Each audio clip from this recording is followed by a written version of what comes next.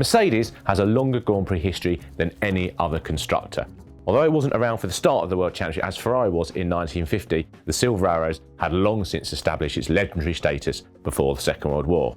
So for this list, it's not the top 10 F1 drivers for Mercedes, it's the top 10 Grand Prix drivers.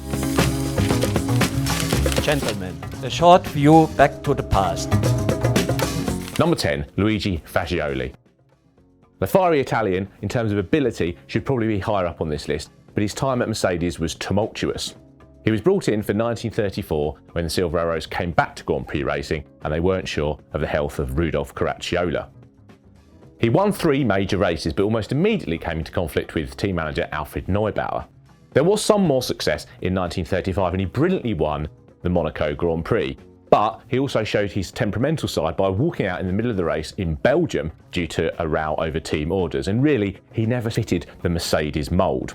After a disappointing 1936, Fangio left Mercedes to join their arch rivals Auto Union, but really his best days were already behind him. Number 9, Manfred Von Becker. Von Becker was an aristocrat who was the mainstay of the Mercedes Grand Prix team before the Second World War. He was normally overshadowed by teammate Rudolf Caracciola, but was a consistent performer and occasionally used as a pace setter. He gave the W25 its first race victory when Mercedes returned at the Eifelrennen. He should also have won the 1935 German Grand Prix, but for a puncture in the late stages, and that opened the door for Tiziano Villari to score one of his most famous victories for Alfa Romeo. Von Becker's wins were few and far between, but he finished as the European Championship runner-up for 2 consecutive seasons in 1937 and 38, and that was a time when the European Championship was effectively a World Championship. And his victory in the 1937 Monaco Grand Prix with a fearsome W125 was probably his most impressive. Number 8, Valtteri Bottas. So we're moving 80 years into the future and another period of Mercedes domination in the turbo hybrid era. Now Bottas joined Mercedes for 2017 after the shock defection or retirement really of Nico Rosberg following his world title brought in from Williams. Now on his day, Bottas showed that he could match and certainly challenge Lewis Hamilton, but across a season he wasn't able to put a championship challenge together. Tyre management, racecraft and his pace in the wet were some of Bottas's biggest weaknesses, and his 2018 season was particularly disappointing when he finished 5th in the standings as Hamilton romped to arguably his greatest title. Nevertheless, Bottas recovered well in 2019 and 2020 and played a key part in Mercedes completing its 8 consecutive constructors' titles between 2014 and 2021. That was perhaps no more true than in Bottas' 5th and final season with Mercedes, when it was his scoring which was able to beat Sergio Perez in the second Red Bull, which meant that Mercedes won the Constructors' crown despite the fact that Max Verstappen took the driver's title with Red Bull. Number 7, Christian Lautenschlager. This is a name you probably won't be familiar with because he was racing prior to the First World War.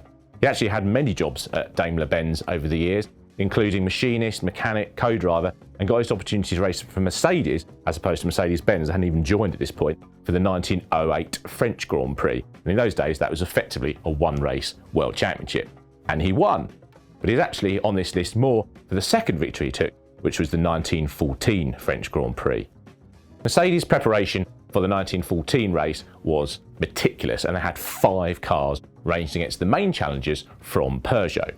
Now Peugeot's French star Georges Boileau was the main challenger and actually led for a long portion of the race. So Lautenschlager bided his time and gradually moved forward. Eventually the Peugeot challenge wilted and he led a Mercedes 1-2-3, and it was a 7-hour epic. It's one of the milestone moments in Mercedes history, and that's why he's on this list. Number 6, Stirling Moss. Now, Juan Manuel Fangio had won the driver's title in 1954 for Mercedes as they returned once again to top-level motor racing. But there had been some suggestion that behind him, the Mercedes drivers hadn't really got the job done. He'd won 4 of his 6 races, but no one else had taken a victory.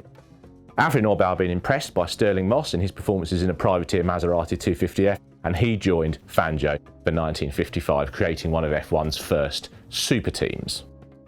In F1 races, Moss was happy to play second fiddle to Fangio, and they became known as the train, running around together at the front of the field, comfortably winning the Drivers' Championship with Fangio. There wasn't a Constructors' Championship to win at that time, but if there had been, they would certainly have won it.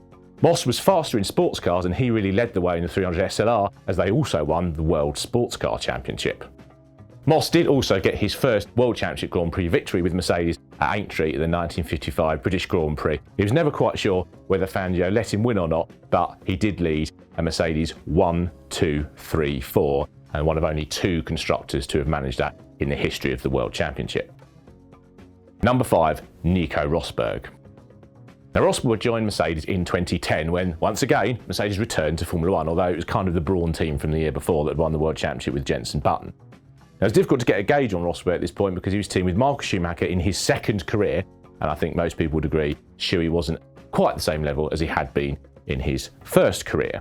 Nevertheless, Rosberg became a strong frontrunner and took his first victory at the 2012 Chinese Grand Prix. The team stepped up a gear in 2013 when 2008 world champion Lewis Hamilton, and a rival of Rosberg's when they were young and coming through karting, joined Mercedes.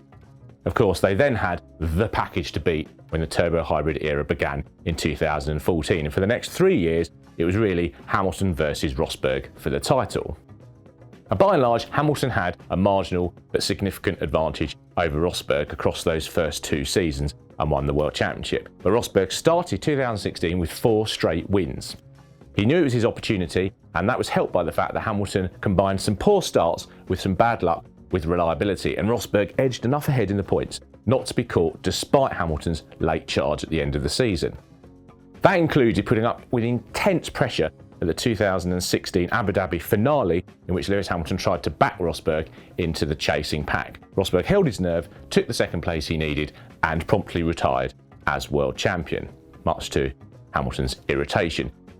Now, the relationship between the two wasn't always that good, and there were some high-profile crashes, most particularly at the Spanish Grand Prix, in which they both ended up in the gravel on the first lap. But you can't really underestimate Rosberg's contribution to 3 constructors' titles and, of course, being one of the few drivers to beat Lewis Hamilton to a driver's title. Number 4, Hermann Lang.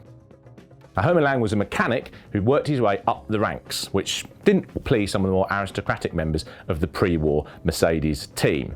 Having found his feet in 1935 and 36, he really came into his own in 1937, and bearing in mind that this was with the 600 brake horsepower W125, one of Mercedes' frankly epic racing cars. He was particularly good on fast circuits and grew in stature across that season and into 1938 with the switch to the 3-litre regulations and the W154.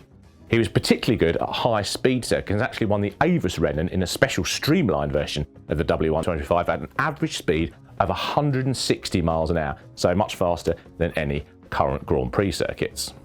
Now, come 1939, Lang had really surpassed Caracciola as the Mercedes lead driver, and some people regard him as that year's European champion. There was some controversy about the scoring that year, so that's really forever in doubt, but I don't think what is in doubt is that he was the performer of that season. And he also, of course, won the Tripoli Grand Prix in Mercedes one-off in a voiturette competition, which we did a video on previously. Lang was probably the closest that Tiziano Nuvolari had to a rival, but of course he lost his best years to the Second World War, and it's interesting to wonder what he might have achieved had racing continued through the 1940s. He certainly passed his best once hostilities ended, but did have time for one more major victory, which was the 1952 Le Mans 24 Hours. Number 3, Juan Manuel Fangio. So we're into some pretty big heavy hitters now. Fangio, one of the all-time greats, and of course he was chosen by Mercedes to lead their return to Formula 1 in 1954. And he started that season in a Maserati 250F and won a couple of races, and he then won the French Grand Prix as Mercedes returned with the W196 Streamliner. And he actually won the championship quite comfortably. As we previously mentioned, he was joined by Stirling Moss for the 1955 season, and really between the two of them they dominated both the sports car and Formula 1 scenes during that truncated season due to, of course, the Le Mans disaster. And it's probably fair to say that Fangio and Moss were on their way to winning that race in the 300 SLR before Mercedes withdrew. So Mercedes was gone again from the sport by the end of 1955, but Fangio had scored 8 Grand Prix victories and 2 world titles from his 12 starts for the team, which is firmly what gets him in 3rd place on this list. Number 2, Rudolf Caracciola. Now, Caracciola really was the superstar of the Mercedes team before the Second World War, which is no mean feat given his injury sustained in a Monaco Grand Prix crash in 1933, not driving a Mercedes. Before that, he'd driven their monstrous SSK and SSKL to various successes at a time when both sports car racing and Grand Prix had pretty liberal rules, and sometimes you could use the same car in both. Caracciolo returned with Mercedes in 1934, but he was still really recovering from his accident the year before. But he got into his stride again in 1935 with the W25. He won the French, Belgian, Swiss and Spanish Grand Prix to take the European crown. Now, 1936 was more tricky for Mercedes because Auto Union C-Type and Bernd Rosemeyer set the pace, but there was still time for a fantastic Caracciolo masterclass in the wet at Monaco. He was known as one of the first rainmeisters and really underlined it with his victory in appalling conditions on that day. Armed with Rudolf Uhlenhaut's 1937 W125, Caracciolo once again became European champion and added a third crown with the W154, the 3-litre car, in 1938. Now, although past his considerable best by 1939, Caracciolo still managed to win his 6th German Grand Prix, which remains a record, and if you add in his 4 Eiffel-Rennen victories around the fearsome Nürburgring, it really underlines his status as one of the greatest pre-war racing drivers. Number 1, Lewis Hamilton.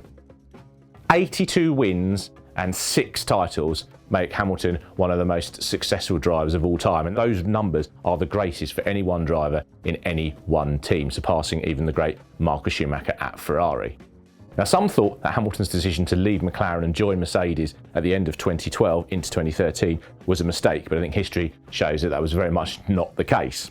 He was a winner in his first season, and then of course he was a championship contender really throughout the turbo hybrid era. Certainly until 2022, of course, with the fairly terrible W13. So he beat Nico Rosberg to the 2014 and 15 titles, narrowly lost out in 2016, and stung by defeat, probably stepped up a level in 2017. The relationship within the team was much better with Bottas joining, and Hamilton really showed some of his best stuff across 2017 and 2018 to beat a resurgent Ferrari and Sebastian Vettel to 2 more crowns.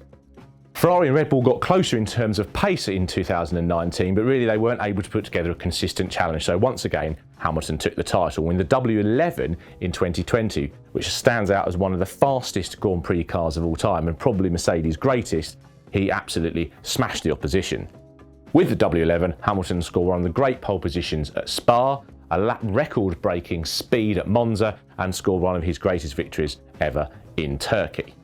Now, obviously, things have been a bit more challenging for Mercedes and Hamilton since the end of 2020, but he only narrowly missed out on the 2021 crown, famously at the Abu Dhabi finale farce, etc. Much controversy. We're not going to go into that here, but Hamilton's level was clearly still very high.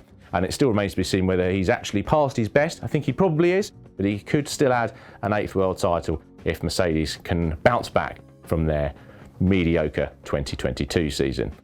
So, Lewis Hamilton comfortably number 1 in this list.